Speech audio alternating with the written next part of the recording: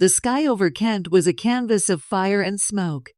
Below me, the English countryside rolled by in a patchwork of green fields and grey villages, but my attention was fixed on the enemy fighter dancing on my tail. A Spitfire, its blue-grey fuselage barely visible against the white clouds, had just broken formation and was closing fast. I pushed the throttle of my Bf 109E4 to its limit, the Daimler-Benz engine screaming in protest as the aircraft vibrated violently. My hands gripped the control stick, knuckles white, sweat stinging my eyes beneath the leather flying helmet. "Hands, brake left. Now," I yelled into my radio, but the static was overwhelming. The Spitfire's guns opened fire, tracers whizzing past my canopy. I could smell the cordite even through the filtered air of my cockpit. This was it, my final moment over enemy territory, or perhaps just another near miss in this endless battle for the skies of England. My name is Johannes Janke, and I am a lieutenant in the Luftwaffe's Jagdgeschwader 26, Schlageter. Today is September 15, 1940, the day history would remember as the climax of the Battle of Britain, though we didn't know it then.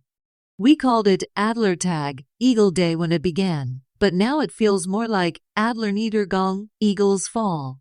I joined the Luftwaffe in 1938, fresh from flight school, full of the pride and confidence that had swept Germany in the years since the humiliation of Versailles. By the summer of 1940, I had already seen action in the Battle of France, where our Messerschmitts had proven superior to anything the Allies could field. We swept through the skies like eagles, and victory after victory had reinforced our belief in invincibility. The Battle of Britain began on July 10, 1940, though the preparations had started months earlier. After the fall of France, Hitler expected Britain to sue for peace. When Prime Minister Churchill refused, the Führer ordered the Luftwaffe to prepare for what he called Operation Sea Lion, the invasion of Britain. But first, we needed air superiority. Göring assured Hitler that his air force could crush the RAF in 4 days. We believed him. Our intelligence suggested the RAF was weak, with only a few hundred fighters left after the losses in France. What we didn't know was that the British had radar stations along the coast that gave them early warning of our approach. We also didn't realize that their code breakers at Bletchley Park were reading our Enigma encrypted communications, giving them detailed knowledge of our plans. These advantages, combined with superb performance of the Spitfire and Hurricane fighters, would prove decisive. Our unit JG-26 was based in northern France, near Calais. We flew the Messerschmitt Bf 109E4, a formidable fighter with a top speed of 354 miles per hour and two 7.92mm machine guns in the nose and 120mm cannon in each wing. It was a match for any British fighter, but it had limitations. Our range was limited, only about 470 miles with drop tanks, which meant we had only about 30 minutes over England before we had to turn back. The Spitfires and Hurricanes, operating from bases across southern England, had the advantage of being closer to their home fields. On July 10th, we began our first operations over the Channel. Our mission was to attack British shipping and draw out the RAF fighters. I remember my first combat mission vividly. We were scrambled at dawn, 8 Bf 109s from 3/JG-26. As we crossed the Channel at 25,000 feet, the sun glinted off the whitecaps below. The English coast was visible in the distance, a series of chalk cliffs against the blue sea. Bandits, 12 o'clock high. My wingman, Feldwebel Karl-Heinz Schmieding, called out. Below us, a formation of Spitfires was climbing to intercept us. My heart raced. This was it. My first real air combat. I positioned myself behind a Spitfire and opened fire. My tracers crossed his path, but he broke away before my cannons could find their mark. The dogfight was chaotic, a three-dimensional ballet of destruction. I saw one of our pilots go down in a ball of flame, Oberleutnant Franz von Wera, a brilliant pilot who would later become famous for escaping from a Canadian POW camp. By the time we returned to base, we had claimed 3 victories, but we had lost 2 pilots. The tally was even, but we didn't realize then that the British could replace their losses faster than we could. As the summer progressed, the intensity increased. By August, Göring ordered us to focus on destroying RAF airfields and radar stations. The fighting became more desperate. We were flying 3, sometimes 4, sorties a day. The strain was immense, flying in the hot, humid cockpit for hours on end, constantly scanning the sky for enemy fighters, worrying about running out of fuel or being hit by ground fire. I remember one particular mission on August 15th. We were tasked with attacking RAF Kenley, a key fighter base south of London. As we approached, the sky was filled with contrails as British fighters rose to meet us. The battle that followed was one of the most intense of my career. I was engaged in a dogfight with a Spitfire when I noticed another Bf 109 in trouble, a young pilot named Hans Müller from 2/JG26. A Spitfire was on his tail, and he was too inexperienced to shake it. "Müller, break right." "I'm on him," I yelled, diving toward the enemy fighter. I opened fire, and the Spitfire's wing sheared off. It spiraled down toward the earth in a trail of smoke. Müller escaped, but as I pulled up, I felt a sudden jolt. My instrument panel flickered, and smoke began to fill the cockpit. I had been hit. I managed to nurse my damaged Bf 109 back across the channel, landing at our emergency field near Calais with a dead engine. My aircraft was riddled with holes, but I was alive. Back at base, our commanding officer, Major Gothard Hendrick, gathered us for a briefing. "The British are putting up more resistance than expected," he said, his face grim. "Göring has ordered us to increase our attacks on their airfields. We must break their will to fight." By early September, the fighting had reached a fever pitch. We were losing pilots at an alarming rate. Experienced veterans like Werner Mölders and Adolf Galland were becoming fewer, replaced by inexperienced pilots fresh from training school. The British, meanwhile, had the advantage of fighting over their own territory. If they were shot down, they could return to the fight within days. If we were shot down, we became prisoners of war. On September 7th, Göring made a critical decision. Believing that the RAF was nearly broken, he ordered a shift in strategy, from targeting airfields to attacking London.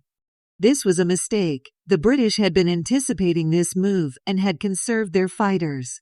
When we attacked London on September 7th, we faced fresh, well-rested squadrons. The losses were catastrophic. I remember that day vividly. We were part of a massive formation of bombers escorted by fighters. As we approached London, the sky was filled with British fighters. The battle that followed was unprecedented. I saw bombers going down in flames, their crews parachuting into the city below. The air was thick with smoke and debris. We claimed 56 victories that day, but we lost 39 bombers and 14 fighters. The British later admitted to losing only 31 aircraft, but the discrepancy didn't matter to us. We had suffered heavy losses, and the battle was far from over. The climax came on September 15th, the day I began this story. We were scrambled at dawn, tasked with another attack on London. As we crossed the channel, I could see the contrails of hundreds of British fighters rising to meet us. The fighting was brutal. I shot down a Spitfire and a Hurricane, but I also saw many of my comrades go down. By the end of the day, the Luftwaffe had suffered its worst losses of the entire battle, 60 aircraft shot down, with many more damaged.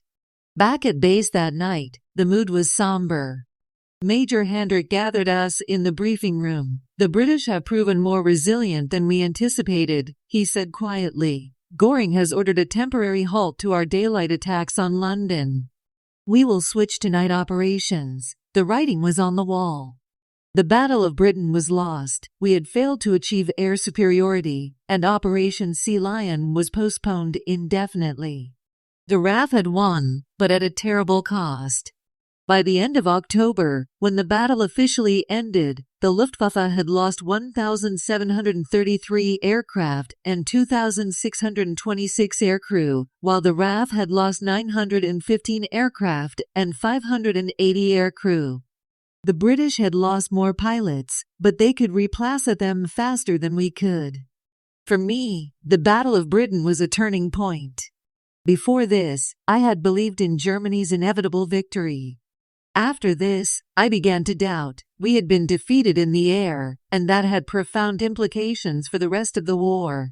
The winter of 1940 to 1941 was a time of reflection. We continued to fly night missions over England, but the intensity had diminished. I was promoted to Oberleutnant and given command of 3/JG-26. We received new Bf-109F models, which were faster and had better performance at high altitude, but they couldn't change the fundamental reality that we had lost the battle for the skies. In the spring of 1941, we were transferred to the Eastern Front, preparing for Operation Barbarossa, the invasion of the Soviet Union. As we flew east, I couldn't help but think of the Battle of Britain. We had been so confident then, so sure of our superiority. Now, as we prepared to fight the Red Air Force, I was more cautious. The Battle of Britain had taught me that even the best equipped and most confident Air Force could be defeated if underestimated its enemy. Looking back now, from the perspective of history, I see the Battle of Britain as a pivotal moment in World War II. It was the first major defeat for Germany, and it demonstrated that the Luftwaffe was not invincible. More importantly, it forced Hitler to postpone Operation Sea Lion, which meant that Britain remained in the war and became a base for future operations against Germany. The Battle of Britain also showed the importance of technology and intelligence in modern warfare. The British radar system and code-breaking capabilities gave them a crucial edge that we couldn't overcome. In the years that followed, Germany would invest heavily in radar and code-breaking technology, but by then, it was too late. The tide of the war had turned. For me, personally, the Battle of Britain was a formative experience. It was my first real test as a pilot, and it shaped my understanding of war and leadership. I went on to fly more missions on both the Eastern and Western fronts, achieving a total of 14 aerial victories. But I never forgot the summer of 1940, when we fought in the skies over England, and learned that even eagles can fall. Today, as I reflect on those events, I think of the young men on both sides who gave their lives in that battle. British and German pilots, united in their courage and skill, divided only by the flags they served. The Battle of Britain was more than just a military engagement. It was a clash of ideologies and a struggle for survival. In the end, it was a victory for democracy and freedom, but it came at a terrible cost. The Battle of Britain was Hitler's first major defeat, and it marked the beginning of the end for Nazi Germany. In the years that followed, Germany would win many battles, but it would never again achieve the kind of decisive victory that had brought it so much success in the early years of the war. The skies over England had shown that Germany could be beaten, and that realization would haunt us to the very end of the war. As I look back on those long-ago days, I am filled with a complex mix of emotions: pride in my service, sorrow for the lives lost, and the deep regret that Germany's path led to such destruction. The Battle of Britain was a turning point not just for the war, but for me personally. It taught me that even in war, there are limits to what can be achieved, and that hubris is the greatest enemy of all.